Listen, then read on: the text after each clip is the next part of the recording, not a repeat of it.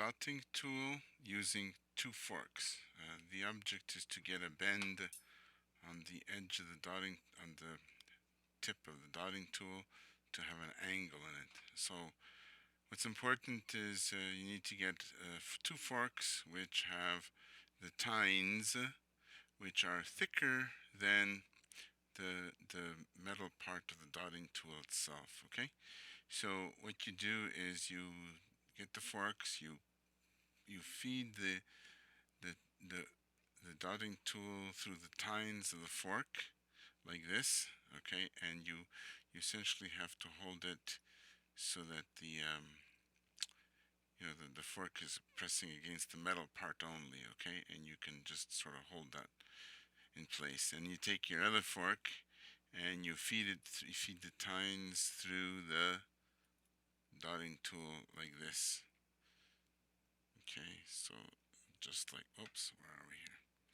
Just like that. You feed it through there. Okay, so now you have the fork, the two forks which are pressing against the dotting tool. No, I'm not holding the metal.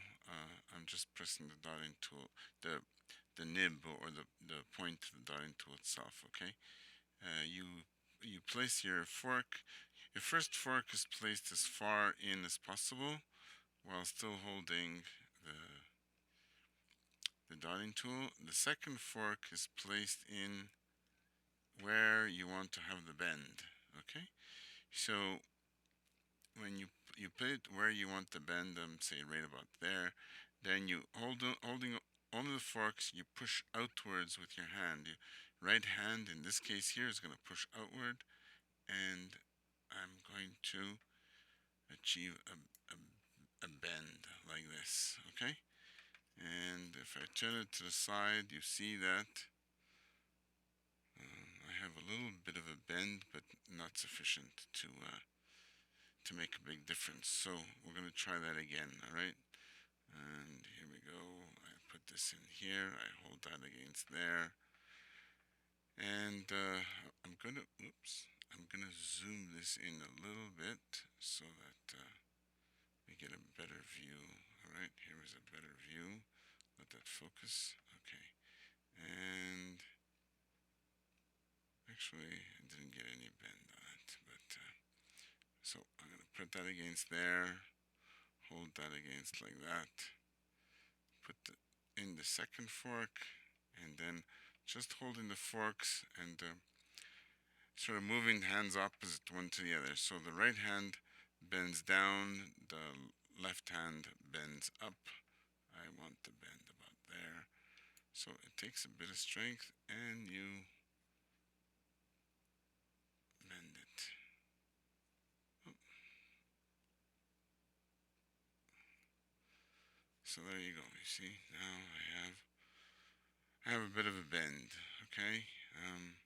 Obviously, if your forks are a little weak, like this one is a little weak, it's beginning to bend out of shape, which of course doesn't help you any. So you need to get a fork that is strong enough to take the thing. So the I get a bend, but it's still it's not loosened the wood. The wood is not cracked, or the plastic is not cracked. Okay, so that was one. I'm going to do the same thing on the other side. This one should be work a little bit easier because it's thinner. I put the fork into there like this. Make sure that I'm aligned. Right, I put the fingers there. Put the other fork. Of course, if you have pliers, this is a lot easier. Sorry, like that. And I put it approximately where I want the bend. That should be good there. Oops.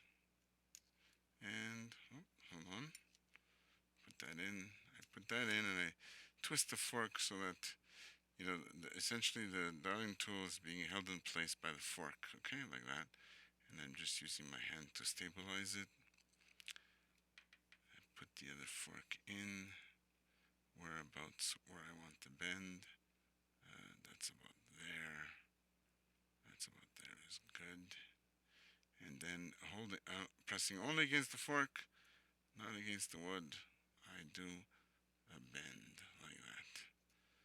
And I see here that I've got a nice a nice bend in it, which is, you know, probably very good to angle to get what you're looking for. Okay, so again, the two forks. Certainly, it's better if you use two pairs of pliers. The trick here is to not force against the wood, but just force against the piece of metal. All right.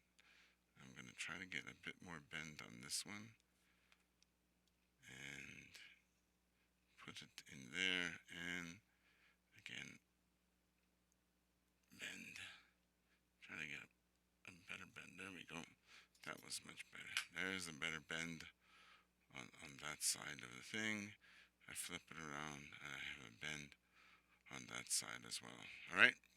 That's the way to do it with just two forks. Again, if you use two pliers, it's probably easier, but not everybody has the right pliers. But you can achieve it with two forks with the tines that are bigger than the dotting tool itself, and preferably the gap the gap between the tines should be close to the size of the tool, but it's not necessary.